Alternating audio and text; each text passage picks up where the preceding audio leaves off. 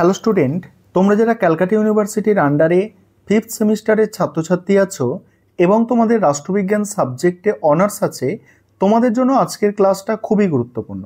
আজকের ক্লাসে তোমাদের সিসি 11 পেপার থেকে 2022 সাল এবং 2021 সালের প্রশ্নপত্রের এসএকিউর সমাধান নিয়ে আলোচনা করব।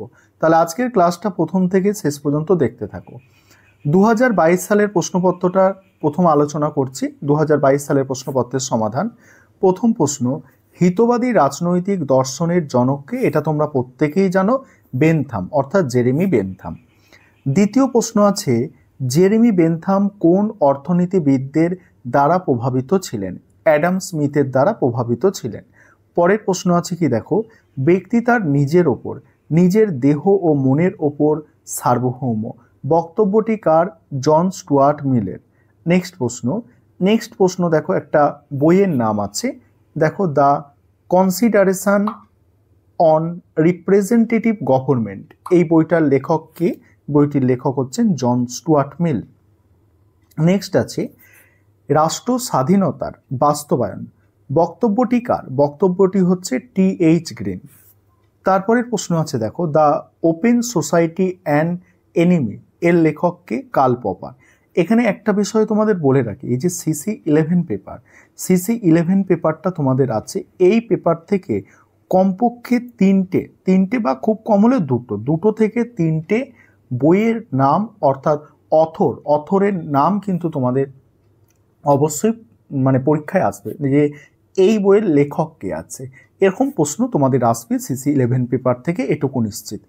তারপরে দেখো পরের প্রশ্ন কি আছে। পরের প্রশ্ন আছে, কোন রাষ্ট্রতাত্ত্বিকের মতে ব্যক্তি প্রতিরোধের অধিকার কেবল সামাজিক স্বার্থে ব্যবহার করতে পারে, কিন্তু ব্যক্তিগত স্বার্থে কখনোই নয়? এটা কে বলেছে? জন লক বলেছেন। পরের প্রশ্ন হচ্ছে, কালানুক্রমিকভাবে উল্লেখিত দার্শনিকদের সাজাতে বলা হচ্ছে। কার্ল মার্কস আছে, টি.এইচ. গ্রিন আছে, আর জে.এস. মিল আছে। অ্যান্সার হবে জে.এস. মিল প্রথমে হবে, তারপরে কার্ল মার্কস হবে, তারপরে হচ্ছে টি.এইচ. গ্রিন হবে। নেক্সট প্রশ্ন আছে দেখো, সিন্ডিকেট বাদের একটি বৈশিষ্ট্য। অ্যান্সার হচ্ছে শ্রমিকদের মালিকানাধীন এবং পরিচালিত শিল্প প্রতিষ্ঠানের ধারণা। নেক্সট প্রশ্ন, বাকুনিনের নাম কোন ধারার রাজনৈতিক তত্ত্বের সঙ্গে জড়িত? অ্যানাক্রিজম, অর্থাৎ নৈরাজ্যবাদের সঙ্গে জড়িত। নেক্সট আছে, যে কোনো দুজন কাল্পনিক সমাজতন্ত্রের প্রবক্তার নাম? রবার্ট ওয়েন এবং সেন্ট সাইমন। নেক্সট প্রশ্ন, কোথায় ফেবিয়ান সমাজতন্ত্র বিকশিত হয়? ইংল্যান্ডে ফেবিয়ান সমাজতন্ত্র বিকশিত হয়।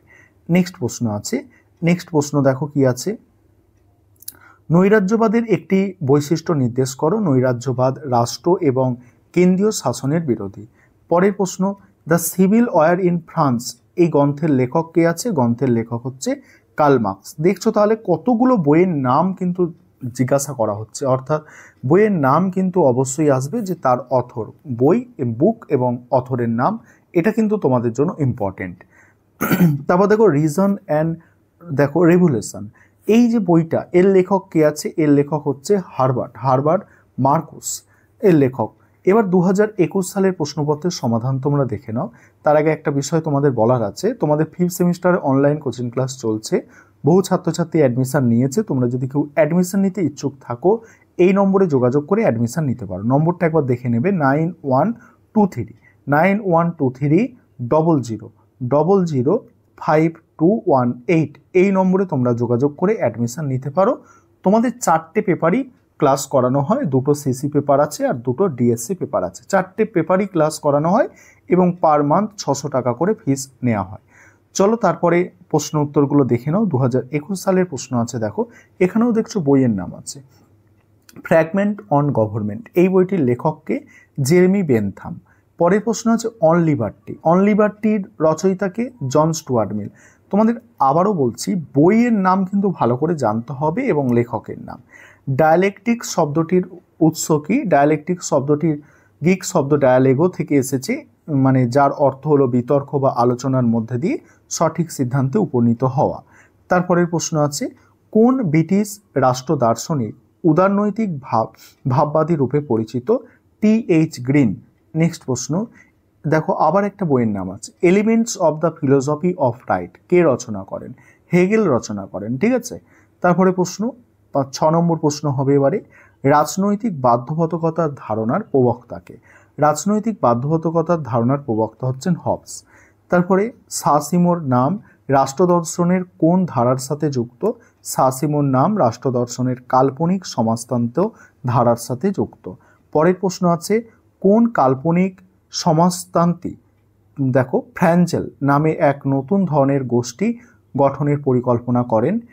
অ্যান্সারটা দেখো, অ্যান্সারটা হচ্ছে কে করেছিল সেটা, দেখো চার্লস ফুরিয়ে করেছিল। চার্লস ফুরিয়ে ফ্র্যাঞ্জেল নামে একটা নতুন ধরনের গোষ্ঠী গঠনের পরিকল্পনা করেছিল। পরের প্রশ্ন আছে, ক্লাস স্ট্রাগল ইন ফ্রান্স কার লেখা? কার্ল মার্কসের লেখা। নেক্সট আছে, টি.এইচ. গিনের সামাজিক বিকাশের ধারণাটি মানে অনুপ্রেরণায় নির্মিত হয়েছে কি? দেখো সামাজিক বিবেকের ধারণা জার্মান দার্শনিক কান্টের অনুপ্রেরণায় নির্মিত হয়েছিল। নেক্সট আছে, বৈজ্ঞানিক সমাজতন্ত্রের একটি বৈশিষ্ট্য সর্বহারা শ্রেণীর একনায়কতন্ত্র প্রতিষ্ঠা। জর্জ সোরেলের নাম কি জন্য বিখ্যাত? সিন্ডিক্যালিস্ট ছিল, সিন্ডিক্যালিস্ট সমাজতন্ত্র বা শ্রমিকতন্ত্রের প্রধান তাত্ত্বিক ছিল, শ্রমিকতন্ত্রের প্রধান তাত্ত্বিক। 12 দাগের প্রশ্ন হলো। তারপরে দেখো 13 দাগের প্রশ্ন আছে, ফেবিয়ান সমাজতন্ত্র মূলত কোন দেশে সর্বাধিক জনপ্রিয় ছিল?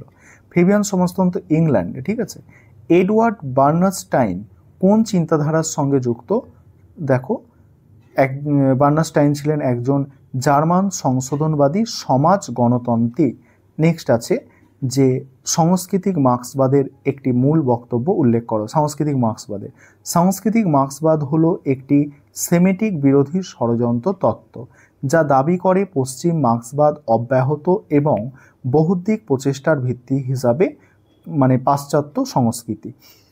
তারপরে দেখো পরের ক্লাসে তোমাদের আরও কিছু প্রশ্ন উত্তর নিয়ে আলোচনা করব। আর তোমরা যারা ইউটিউবে দেখছো ক্লাসটা, তোমাদের বলে রাখি পেড ব্যাচে তোমরা অ্যাডমিশন নাও। সেক্ষেত্রে যারা ইচ্ছুক আছো পেড ব্যাচে অ্যাডমিশন নিতে পারো। তবে ইউটিউবে কিছু ক্লাস অবশ্যই পাবে। আমাদের 30% ক্লাস, মিনিমাম 30% ক্লাস তোমরা ফ্রিতে ইউটিউবে দেখতে পাবে যদি চ্যানেল সাবস্ক্রাইব করে রাখো। আর বাকি সমস্ত 100% ক্লাস তোমরা পেতে গেলে সেক্ষেত্রে তোমাদের পেড ব্যাচে অ্যাডমিশন অবশ্যই নিতে হবে যাদের প্রয়োজন বলে মনে করছো। নয়তো তোমরা ইউটিউবে দেখো, অনেকটাই তোমাদের হেল্প হবে। আর তোমরা যারা পেড ব্যাচের স্টুডেন্ট আছো তোমরা গ্রুপে 2020 সালের প্রশ্নপত্রের সমাধানটাও আজকে কিন্তু পেয়ে যাবে।